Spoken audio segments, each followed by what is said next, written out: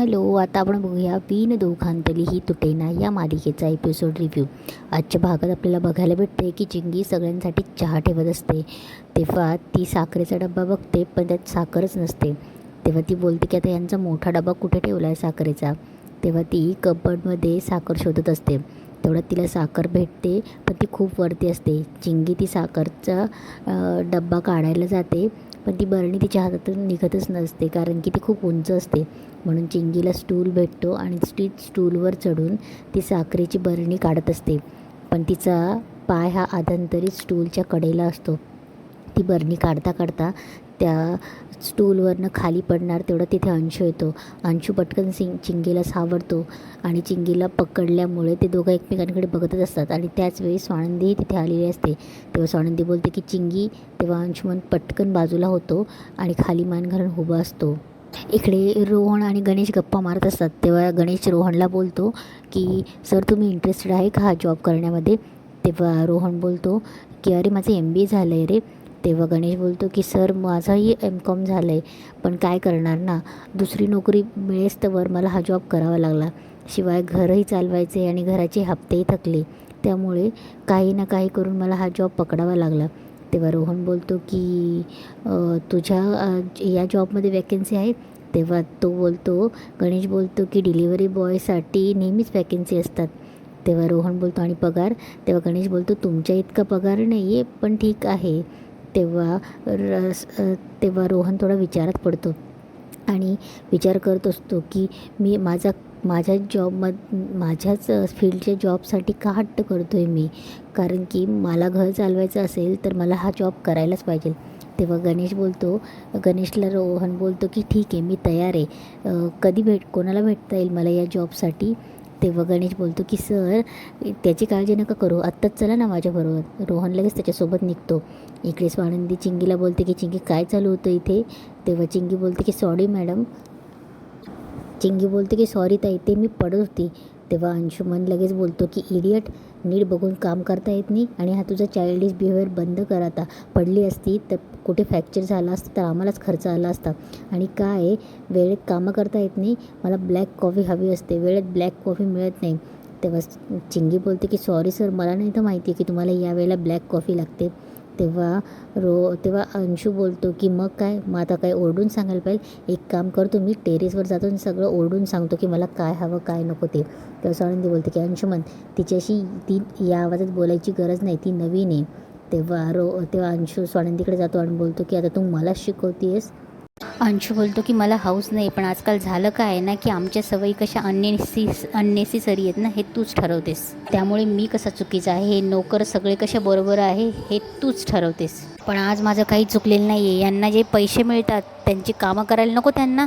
आणि तुला जर एवढा सॉफ्ट कॉर्नर वाटत असेल त्यांच्याबद्दल तर तू पण जॉईन हो त्यांना. अंशू निघून गेल्यावर चिंगी स्वानंदीला बोलते की ताई सॉरी, मला नाही माहिती साहेबांच्या कॉफीची वेळ आहे का, मी आत्ता करून देते. तेव्हा स्वानंदी बोलते की इट्स ओके, बरं चल मी खीर करते आता, मदत करतेस मला. तेव्हा ती बोलते की हो, पण ते साहेबांची कॉफी. तेव्हा चिंगी बोलते की सॉरी हां ताई, माझ्यामुळे थोडी चिडचिड झाली ना. तेव्हा स्वानंदी बोलते की अगं काही हरकत नाही, तुझ्यामुळे थोडी ना चिडचिड झाली. पण ऐक, याच्यापुढे अंशू तुला काहीही बोलला, काहीही अगदी, तर मलाही पहिले येऊन सांगायचं, ठीक आहे, मी आलीच. इकडे रोहनलाही डिलिव्हरी बॉयचा जॉब भेटतो आणि त्याला त्याच्या बदल्यात त्याचे रूल्सही समजवले जातात आणि कपडेही मिळतात. तेव्हा रोहन गणेशचेही थँक्स मानतो, कारण की त्याच्यामुळे रोहनचा सगळा प्रॉब्लेम सॉल्व्ह झालेला असतो. इकडे स्वानंदी समरसाठी मस्त खीर बनवून घेऊन येते. तेव्हा समर त्याच्या सुवासावरूनच तिच्यामध्ये तुम्ही काय काय घातले हे सगळं सांगून तयार होतो. तेव्हा स्वानंदी बोलते की बापरे राजवाडे, तुम्ही अगदीच वासावर रेसिपी सांगतायत, चांगली कला अवगत आहे तुमच्याकडे. तेव्हा समर बोलतो की काय मग आज खीर का. तेव्हा स्वानंदी बोलते की काय बोलतात राजवाडे, तुम्हाला कधीपासून गोड खाण्याबद्दलची कारणं लागायला लागली. तेव्हा समर बोलतो की कारण मला नाही, तुम्ही खाऊ घालत नाही आहेत ना मला, गोड बंदी करून टाकली ना. तेव्हा स्वानंदी बोलते मी नाही, ते डायटिशियन मॅडमने.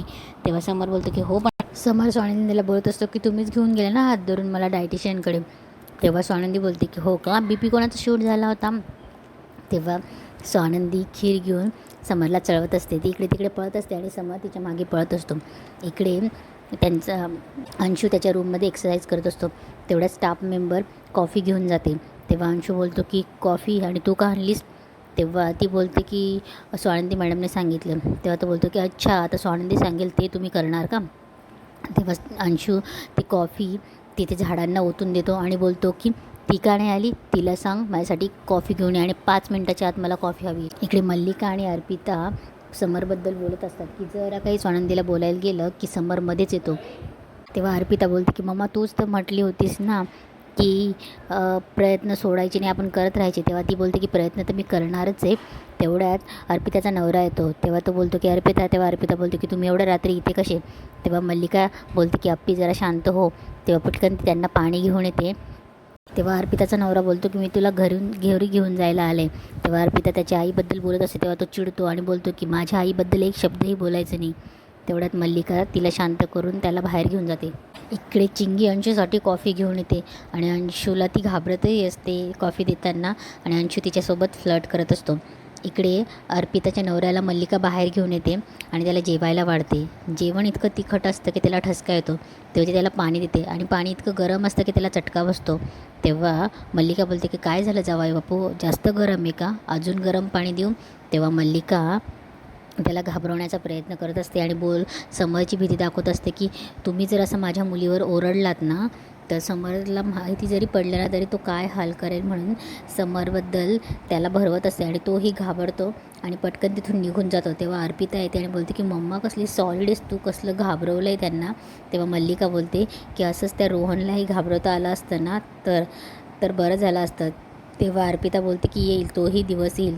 इकडे समर गुणगुणत असतो. तेव्हा स्वानंदी त्याच्याकडे बघत असते. तेव्हा समर बोलतो की तुम्ही नक्की मी गुणगुणतो आहे ते गाणं तुम्हाला आवडत नाही की माझा गुणगुणण्याचा आवाज तुम्हाला आवडत नाही? तेव्हा स्वानंदी बोलते की नाही असं नाही हो.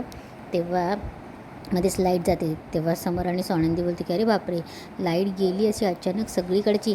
तेव्हा ते दोघं पटकन मोबाईल घेतात, टॉर्च लावतात. तेव्हा स्वानंदी आणि समर एकमेकांकडे बघत असतात. तेव्हा समर बोलतो की मला ना लाईटची खूप भीती वाटते. तेव्हा स्वानंदी बोलते की अरे बापरे, तुम्ही तर म्हणाला होता की तुम्हाला झोपताना खूप काळाकुट्ट अंधार लागतो म्हणून. तेव्हा समर बोलतो की झोपल्यावर थोडी ना कळतं आहे, पण असं अचानक लाईट गेली तर भीती वाटतेच ना. तेव्हा स्वानंदी त्याला तिच्या कॉलेजचा किस्सा सांगत असते. तेव्हा स्वानंदी समरला डोळ्यात डोळे घालून एकटक बघायचं आणि ज्याची पापणी लवेल तो आऊट असं गेम त्याला सांगत असते तिच्या कॉलेजचा. आणि समरही तिला त्याच्या कोकणातले आजोळीचे लाईट गेल्यावरचे किस्से सांगत असतो. तेव्हा स्वानंदी बोलते की चला आपण आता तो गेम खेळूया. तेव्हा समर बोलतो गेम मी? तेव्हा स्वानंदी बोलते ओ तुमचं नाही, माझं नाही झालं आहे. तेव्हा स्वानंदी बोलते की हो तुमचं झालं असेल वय, पण माझं नाही. तेव्हा समर बोलतो हो असा मैदान सोडून जाण्यातला नाही मी. तेव्हा ते एकमेकांच्या डोळ्यात बघत असतात आणि एकमेकांमध्ये विरून जातात. इकडे रोहनची आई चिडचिड करत असते की रोहन का नाही आला आहे म्हणून. तेवढ्यात रोहन येतं. ते सारखे त्याला जाब विचारत असते की काय झालं आहे, का तू लेट आला आहेस म्हणून. तेव्हा रोहन काहीही सांगत नसतो. तेव्हा रोहन बोलतो की काय चाललं आहे तुझं. तेव्हा मंदाकिनी बोलते की मला आधी सांग की तू का लेट आला आहेस म्हणून. तेव्हा तो बोलतो की हे बघ मी सांगतो, मी तुमच्यासाठी काहीतरी गंमत आली. तो पटकन सगळ्यांना पेढे भरवतो. तेव्हा मंदाकिनी बोलते की काय झालं, प्रमोशन मिळालं की काय. तेव्हा रोहन बोलतो की असंच समज.